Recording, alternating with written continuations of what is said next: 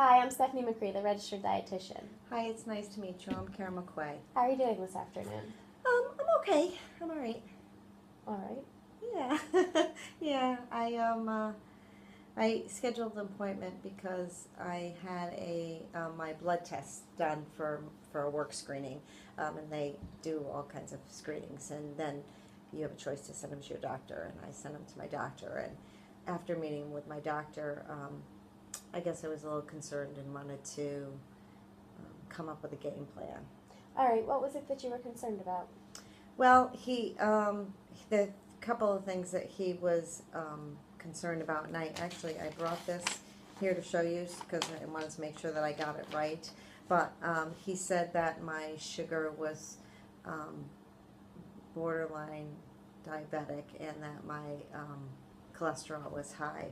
And he said if I didn't exercise as much as I did, I wouldn't be pre-diabetic, I would be diabetic. And then he said, like, if for some reason I had to stop exercising, then it would be a real problem, and I should make life changes before it got to that point.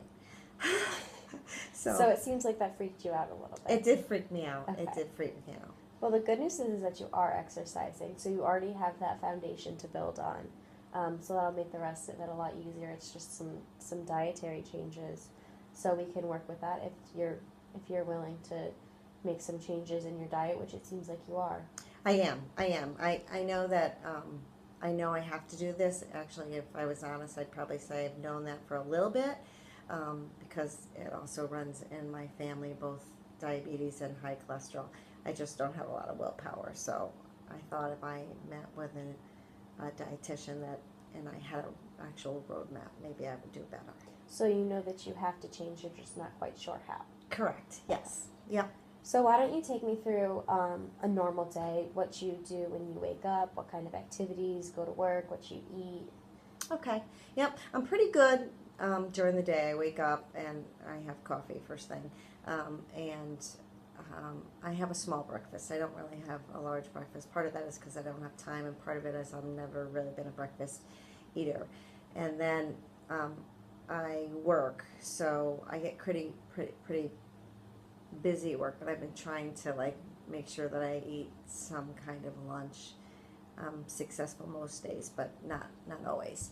And then I go home and I have I would say a nutritious dinner, and then at the end of the night it's like 9 o'clock or whatever, and I sit down and I watch TV or whatever, and that's when I think I'm not. That's probably where I could make some changes on.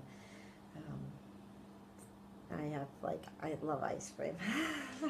I love ice cream, and actually I love sweets and nachos and salsa, and so I'm a snacker at night. So Now you say you eat breakfast, lunch, and dinner pretty consistently, and then your snacks at night. What are some examples of some things that you're actually eating at breakfast, lunch, or dinner? well, breakfast is easy because I have one of two things. I either have like a bar, a kind of bar, or like toast, peanut butter toast. So that's usually what my breakfast is. And I would say I do that like 90% of the time, and sometimes I don't have breakfast at all. But most of the time I have either a kind of bar or toast. And part of that is because of my time issue. And for lunch? For lunch, I'm going to say 25% of the time I have a salad, and I'm really proud of myself. Okay. And maybe 10% of the time I have a sandwich, and then the other percent I sometimes like have a piece of fruit, and sometimes I have nothing.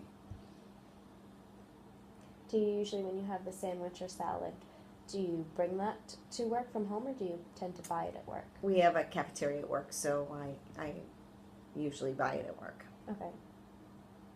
And you say you have a nutritious dinner. What is the typical components of that, or a few examples of some things that you eat often? Well, I'm lucky my husband's a pharmacist, so he works 12-hour days, so when he's not working, he makes dinner. And usually when he makes dinner, we have a pretty balanced dinner, so we usually have a meat, vegetable, and, sometimes starch. So it's pretty balanced, and I would say, either chicken or we have meat, or occasionally we'll have hamburgers, but more often than not, I would say the dinner portion is nutritious when he's off. So on the nights that he's working, then I tend to get something on the fly too.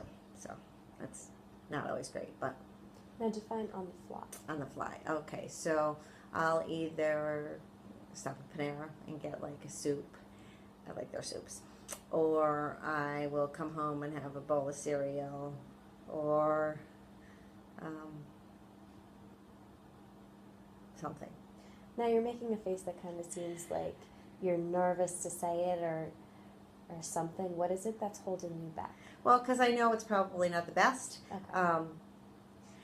I guess I don't like to cook for myself, so I would need some kind of meals that don't take a lot of, I don't know, preparation for me to just sit there and eat by myself. So for the dinner on the nights off and breakfast most mornings, the reason that it's not as nutritious or not as big or whatever it may be is mostly due to time constraints? Definitely breakfast. Dinner is more like I just don't like to cook for myself. Okay. So I'll do something. When your husband makes dinner, does he make leftovers at all? Sometimes he does, yes. Yes. So there's a few things we could do. For the breakfast, we could consider waking up earlier, Mm-hmm. which seems very difficult. Or another thing that we could do is the night before, if you pack a breakfast, would you be able to eat it at work? Oh, yes. That's actually probably a better plan than the waking up early plan. Because it seems like you try to eat breakfast, like it's not like a not hungry thing, it's just Right. more of that time, I'm in a rush, it's just Right. what we do. Right. So I think if you have that ability to eat at work, that could help. Not that your breakfasts are bad, I think that would also, it's important maybe both for the dinner that the nights that your husband's off and the lunches on those other 70% of the days where you're Right. not buying the salad or the sandwich. If he made leftovers, you could almost meal prep for the whole week. So if he was home, say Sunday night, you could just make a very, very large dinner Right. and then pre-portion them into containers Right. and be able to take those to work. Right. Like sometimes he'll make like pots of soup or whatever. That'd be a great thing to take in for Yeah. lunch or something. Yeah. So if you sit down and plan at one night, it can really help play out for the whole week. But as you mentioned earlier, it seems like you were pretty consistent eating through the day. You mentioned earlier you thought your downfall was late night snacking. Yes, I think that is. Yes. Is that where most of your sugary sweet snacks are coming from? Without a doubt. Without a doubt. Yep. Because I like at nighttime I have to have a little salt and then I have to have a little something sweet. So, so I know that that's probably my worst fault. Are you hungry at that time, or is it just boredom, or? Maybe it's comforting.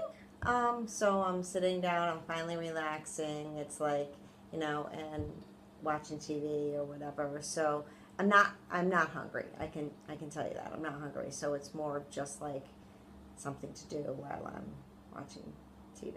Okay. So I think what you just identified there is kind of a trigger that will make you eat the bad foods. So it's good that first of all, you already identified that you need to make a change and that you came in here and that you're willing to make that change. So you just needed some kind of guidance to do it. So that's a really good path to be on. Mm-hmm. And you just kind of identified for me that sitting down at night watching TV is almost a trigger Mm-hmm. to eat those foods. So there's some things that we can work on. If you see that trigger's happening and you're sitting there watching TV or whatever and you want to go get that snack, try to do something else to get your mind off of it. Maybe, I know we live in New York and it's kind of cold, so going for a walk would be hard, but maybe put in a load of laundry, walk around the house a few times, Mm-hmm. find something to do to kind of get your mind off of it, and that might be able to help not. Or if you need to, depending on if you feel you're willing or not, just have a little bit of it. So ice cream, everything is okay in moderation, even ice cream. Mm-hmm. So if you just, instead of having a whole bowl of ice cream, maybe just a little bit, or trying some frozen yogurt instead of ice cream, different things like that, depending on how you think that could be Another option, other than having a little bit, is just not having it in the house. Mm-hmm. If you have, if you want something like that crunchy, that sweet, buy some fruit. Mm-hmm. A big thing right now is frozen grapes. Oh, that sounds interesting. Kind of like candy, I guess. I Uh-huh. personally have never been able to do that because my teeth get sensitive. But Okay. frozen grapes. I have had frozen blueberries. Mm-hmm. They're just kind of like that sweet, Mm-hmm. but they're that crunchy, hard, like ice cream feel to your mouth. Mm-hmm. So what do you think you would be able to do to try to fix Well, that I trigger? definitely think it's kind of gonna have to be maybe both, because I don't know if I'm the type of person who could have absolutely nothing. So, and I want to succeed. So, but I think I need to, like, during a commercial, instead of going into the kitchen checking, seems like I'm always doing laundry anyway. So that might be a great thing. So instead of like going into the kitchen in commercials, I could go and check the laundry, or maybe I have like little chores that I do during commercials, because commercials is probably, now that I'm thinking about it, is probably when I get up to do that. So, and then, but if I had one late night snack, making it small, smaller, half the size that it is now, would probably work better for me than like eliminating ice cream. I just don't know if I'm ever going to eliminate the ice cream, but even if I just made it smaller, I could see myself doing that. So those are two really good things. You just said you were going to try to control the trigger, which is great. Mm-hmm. And then if when it comes to the point where you just kind of need that snack, which is totally okay to have a late night snack, decreasing the portion size is great. So if you really plan, this is what I'm going to do for the commercials, and once I change the laundry 3 times or however many times you need to feel that it can get you through, I'm going to have this little bit of ice cream, and then that's going to be it. That'll be a good. Yeah, maybe I'll even, like, you know, if I am, generally I watch like an hour of TV a night or whatever, and if I say, you know, the first 3 commercials I'm going to do this, and the 4th commercial I'll do my ice cream or whatever, that might be a way to like have it planned. Yeah. So you seem to be able to be taking this information and kind of putting it to your life, which is good. So now what I think we should do is actually plan it out, because I think planning helps everyone, because if you have that to follow, it'll make it easier to not fall off of the track. So let's just go through kind of a day and just walk me through this new process you're going to start. Okay. So, I guess I would start off by the night before packing up either a lunch or a breakfast. So if I pack one of the two, then maybe if I don't pack the breakfast because I'm going to have toast or whatever at my house, then I could pack the lunch the night before. But if I don't think I'm going to have time for breakfast, I'll pack lunch, and then I'll get a salad in the cafeteria. So I guess maybe my plan for breakfast, lunch is to commit to having one of each, but either bringing it with me or knowing what the plan is for the day, instead of having it be like 1 o'clock and now I'm hungry and now I don't have a plan. So if I planned it, 2 days at a time, I think that might be something that could work for me. And then dinner. Dinner is usually, like, if my husband's home, I don't have to worry about dinner. And then if he's not home, I don't know. If he's not home, I have to try to make myself have something. And I hate going and stopping and getting Panera every night. So I guess I'd have to think about easy meals to prepare. So maybe if I had a list of easy meals, maybe that's something that we could work on. We can definitely come up with some of those. Okay. Things that are like quick but not bad for me. Yeah. For dinners on the nights that he's not there.